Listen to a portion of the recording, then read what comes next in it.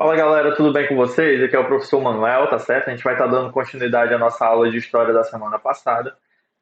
Fazendo uma pequena lembrança do que a gente viu semana passada, nós vimos as colônias americanas, aquela questão da colônia do norte, colônia do sul, as diferenças entre um e outro. Uma era adepta do escravismo, a outra não. Uma foi colonizada essencialmente pelos puritanos que fugiram da Inglaterra. A gente viu os triângulos comerciais, como funcionava a relação entre a colônia inglesa e a própria Inglaterra. E hoje nós vamos estudar os movimentos que vão dar origem posteriormente à independência dos Estados Unidos da América, certo? Eu intitulei essa aula de conflitos entre ingleses e colonos, tá certo? Então senta aí e prepara que a gente vai começar a nossa aula. Primeira coisa que nós temos que falar sobre o que vai acontecer é a Guerra dos Sete Anos. O que está acontecendo? Lembra que eu falei semana passada que a colônia americana ela vai ter uma certa independência em relação à Inglaterra? Por quê? A Inglaterra está passando por aqueles momentos em que o rei está defendendo a sua monarquia contra o parlamento, ele então está declarando guerras por todo o resto da Europa e literalmente não está prestando muita atenção para sua colônia. E o que foi que aconteceu? Lembra que eu falei? Desenvolveu-se um segundo triângulo de comércio, um triângulo que essencialmente excluía a Inglaterra das tropas. Era ali Estados Unidos, Antilha e África, o que ainda não era chamado de Estados Unidos, mas sim de colônia. Certo? Era colônia, Antilhas e África.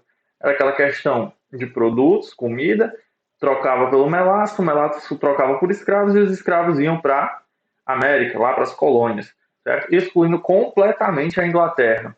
A Inglaterra, como eu já falei, estava preocupada em defender sua monarquia e guerrear por toda a Europa. Só que chega um momento em que acontece com todos os impérios. O império está lá guerreando, está passando seus momentos, pá, ele ganha a guerra. Nesse caso, vai ser o conflito que nós vamos chamar de Guerra dos Sete Anos, que vai durar de 1756 até 1763, em que nós vamos ter, de um lado, a Inglaterra, não só a Inglaterra, mas a Prússia contra a França, a Áustria, a Rússia e a Suécia, cada um defendendo seus interesses. E vale atentar em que Inglaterra e França vão se tornar grandes inimigos e vai ser o fruto dessa inimizade vai ser praticamente diretamente responsável pela libertação dos Estados Unidos, certo? Sai vitorioso o lado inglês, certo? A Inglaterra e Prússia saem vitoriosos, enquanto França, Áustria, Rússia e Suécia perdem. Só que o que acontece? Toda guerra ela tem um seu custo. Beleza, eles ganharam dinheiro em cima de quem perdeu, ganharam territórios, porém existem as consequências. Eles precisam tirar dinheiro, eles precisam reparar o que foi perdido. E aí o que acontece? Eles vão olhar para quem? Eles precisam explorar alguém ou alguma coisa. O povo inglês já tá saturado, ele já está sendo explorado de várias maneiras. E aí brilha aquela luzinha na cabeça da Inglaterra e ela lembra, poxa, eu tenho colônias. Por que eu não posso explorar as minhas colônias, já que eu estou jogando solto com as minhas colônias? Então, os olhares da Inglaterra viram-se das guerras e se voltam para sua colônia. Então, agora aquela colônia que antes estava esquecida, aquela colônia que jogava o jogo dela a seu bel prazer, sim, a Inglaterra impedi-la de nada, agora vai ter os seus olhares voltados, vai existir um conjunto de impostos que vai ser jogado sobre as colônias, e esse conjunto de impostos vai liberar lá no fundinho do coração de cada um desses colonos a vontade de ser liberto e se livrar das correntes da Inglaterra. Correntes essas que estavam frouxas, que eles estavam vivendo quase esquecendo que eles eram a colônia da Inglaterra, e agora eles vão ser, de fato, uma colônia, certo? Continuando aí nos nossos slides, certo? Vão existir algumas consequências que vão ser voltadas sobre a colônia depois que a Inglaterra lembra que elas existem, vamos colocar assim, certo? A mais comum foi aumentar a arrecadação, certo? Aumentar a quantidade de impostos, a quantidade de coisas que que a colônia americana deveria enviar para a colônia inglesa, certo? Outro objetivo do aumento desse valor que deveria ser enviado, certo? Está claro que na redução de autonomia. A colônia ela não pode achar que ela existe sem o seu império.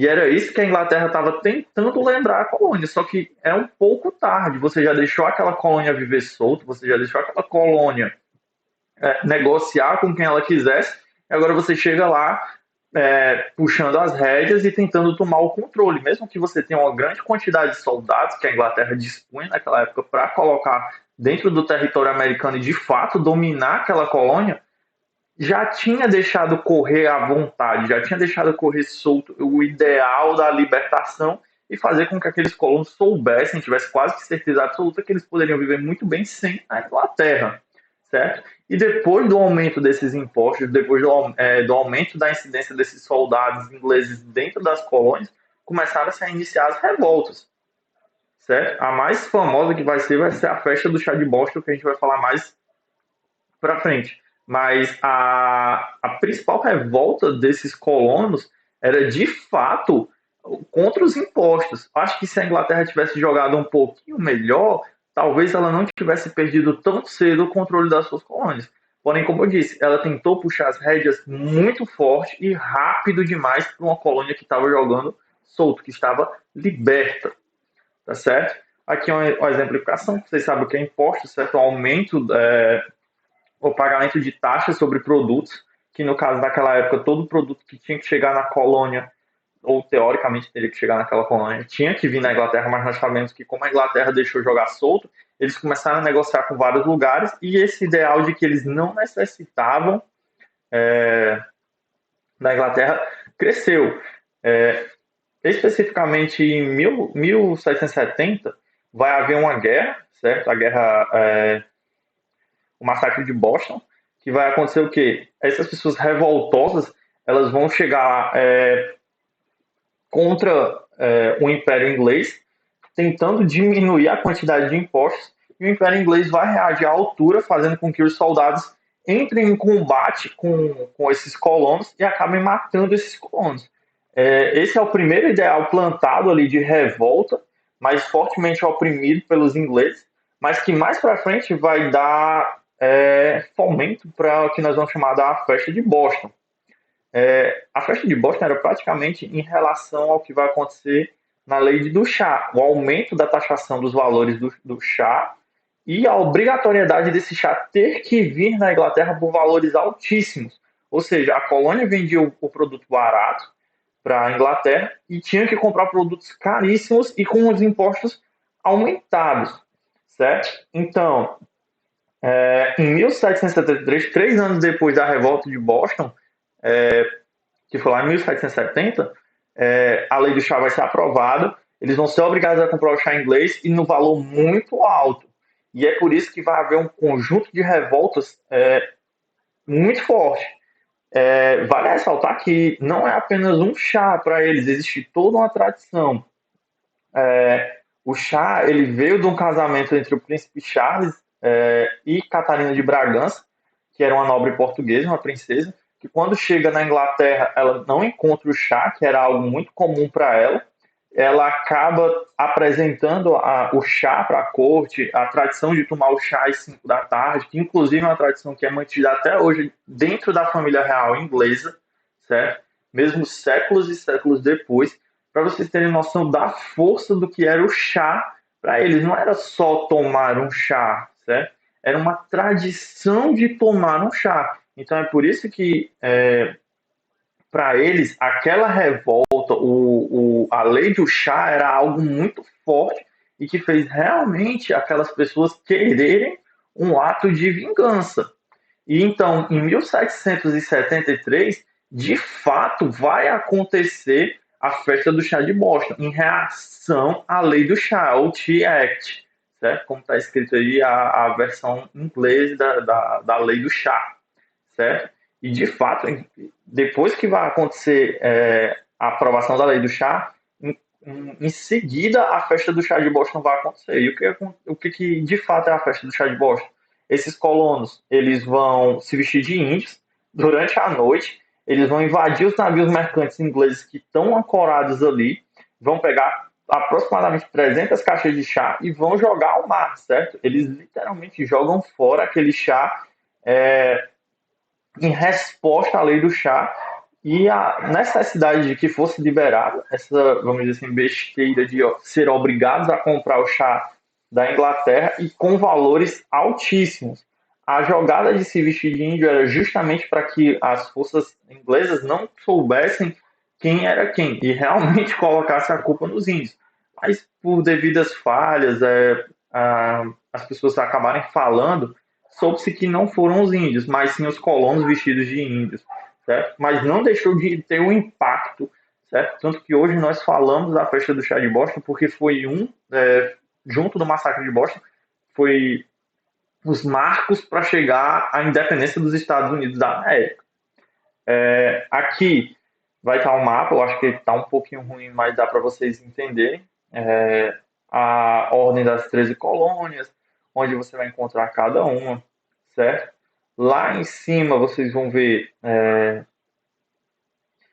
Nova York, vocês vão ver Massachusetts, Nova Jersey, certo? Que são as principais cidades que hoje nós encontramos. Virgínia, certo? Que foi das primeiras colônias do Sul, que nós já falamos semana passada, certo? Continuando, aí tudo que rolou desde 1773, que foi a lei do chá de Boston, vai dar fomento a duas reuniões principais, em 1774 e 1775, que são as reuniões da Filadélfia. Essas reuniões vão, de fato, fazer com que os americanos agora, né, obviamente, eles vão querer a independência, eles vão querer se livrar das garras da Inglaterra e, de fato, agora eles não querem mais, de jeito algum, ter laços como colônia e império, certo? Eles vão lançar a sua liberdade, vão declarar a sua independência e deixam de pronta não, que caso a Inglaterra não aceite essa liberdade, certo? Eles entrariam em guerra. E é justamente o que vai acontecer. Um dos principais colonos que vão se destacar dentro dessa independência americana é George Washington. Ele era um proprietário de terras que foi colocado pelo exército revolucionário como líder, era um exímio combatente e levou os Estados Unidos a uma vitória. Mas não foi uma vitória só em relação ao exército rebelde. Teve um fator que foi o que eu falei lá atrás, que a guerra entre Inglaterra e França foi algo muito importante. Durante a Guerra dos Sete Anos, as colônias americanas lutaram contra as colônias francesas que ficavam lá no Canadá, certo? Venceram, e mesmo depois de vencer, eles foram atacados pela aquela grande quantidade de impostos que foram colocados da Inglaterra sobre as colônias. Poxa, eles ajudaram na guerra, venceram a parte deles e saíram, teoricamente, como perdedores, certo? A França soube se utilizar disso. A França muniu eles, a França colocou aquele ideal de libertação porque queria derrubar a Inglaterra e não porque queria que os Estados Unidos de fato fosse liberta. Aquele inimigo do meu inimigo é o meu amigo. Então a França ajudou o que vai ser os Estados Unidos para derrubar a Inglaterra. Então, em 1781, 6 anos depois do início da Segunda Revolução da Filadélfia, os Estados Unidos, de fato, durante o Tratado de Paris, é considerado, de fato, agora um país próprio, vai ser chamado de Estados Unidos da América e se liberta da Inglaterra. Eu espero que tenha ficado compreendido. A atividade de casa de vocês vai ser passada e a gente se vê semana que vem. Tchau, tchau, galera.